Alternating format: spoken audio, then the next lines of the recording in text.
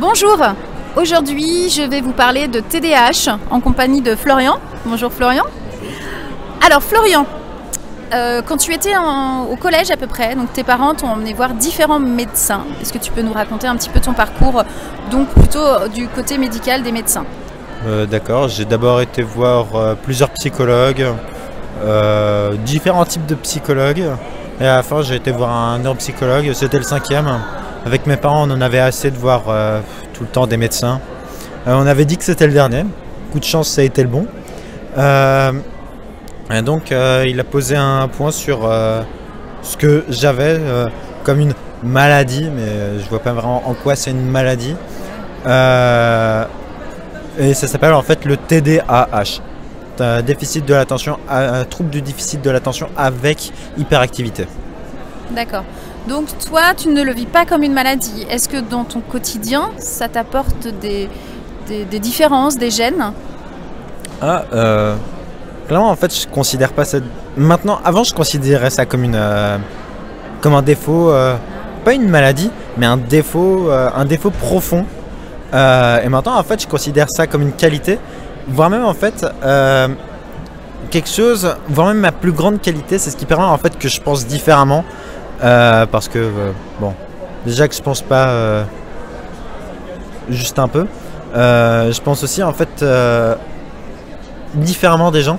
C'est-à-dire en fait pour aller d'un point ici à ici, la plupart des gens feraient ça, bah moi je peux faire ça, mais dans le même avec le même temps que eux ont mis pour faire ça, ce qui pour la plupart des gens paraît totalement stupide. Ou il y a plein de sujets par exemple dans lesquels je me pose des questions ou c'est cool, c'est tout et voilà, c'est le TDAH et je vois pas automatiquement pourquoi.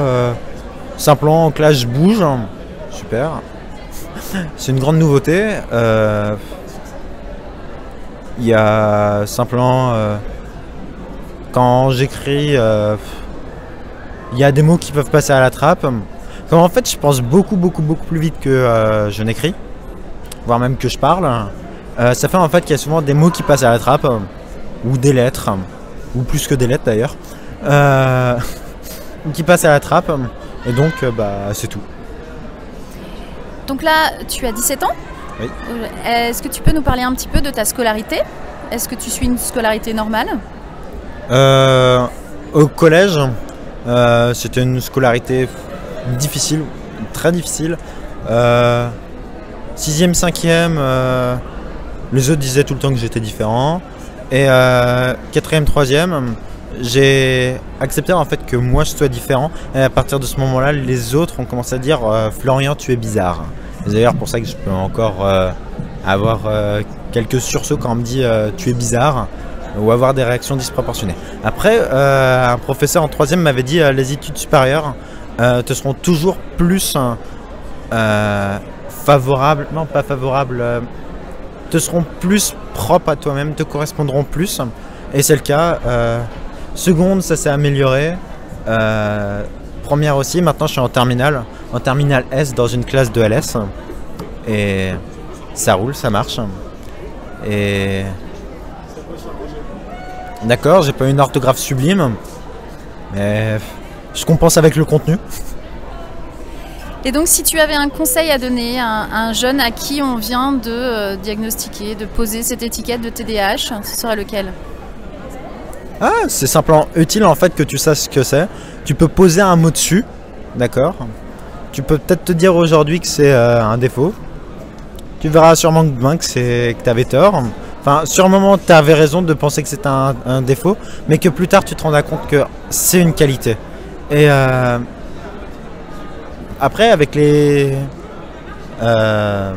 éléments de la Neurobusiness School, il y a mon père qui m'a proposé des éléments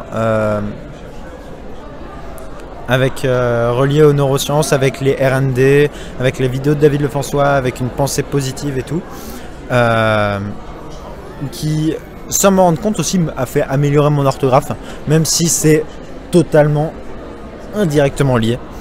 Parce que d'abord en fait ça m'a fait progresser dans ce que je suis, ma vision de moi-même, mon amour de moi-même, ma confiance en moi, tout a augmenté. C'est même en fait quasiment ce qu'on appelle les gens en fait qui n'ont pas confiance en eux, qui se dégradent tout le temps. D'accord, ils peuvent avoir des bons résultats au lycée ou à l'école, n'importe où, mais à partir du moment où en fait ils ont plus confiance en eux, où ils croient en eux-mêmes, ça va être étonnant. En fait, c'est comme un multiplicateur de capacités. Et même si de base les capacités d'une personne sont à 10, si son multiplicateur est 0,1, bah, au final ça fera 1. Et si le multiplicateur plutôt c'est 5, bah, on va se retrouver avec des résultats qui donneront 50 ou des trucs du genre. Et ça fait clairement, c'est un frein, le manque de confiance en soi, alors que c'est un accélérateur par rapport à tout le monde, parce que au moment des études, je remarque dans mon entourage, la quasi-totalité des personnes me disent qu'ils n'ont pas confiance du tout en eux, voire même ils me disent non, j'ai pas le droit de penser ça, je ne le vaux pas, voire même à des moments ça m'énerve tellement que je les dispute parce qu'ils n'ont pas le droit de se dégrader comme ça. Mais je fais en sorte aussi que les autres aillent mieux, parce que déjà je me sens bien quand les autres vont bien, voire même je m'entoure exactement des personnes qui se sentent bien, qui sont positives. EPO, enthousiasme, positif, optimisme. Super. Et voilà. Vous l'aurez compris, aujourd'hui avec Florian, ce qu'on voulait surtout, c'est vous donner la patate, vous donner l'énergie. Son conseil, ayez confiance en vous. Voilà, merci beaucoup Florian. Qui mieux que Florian pouvait en parler? S'il le dit, c'est que c'est vrai. Merci beaucoup. Merci Florian. Merci, au revoir.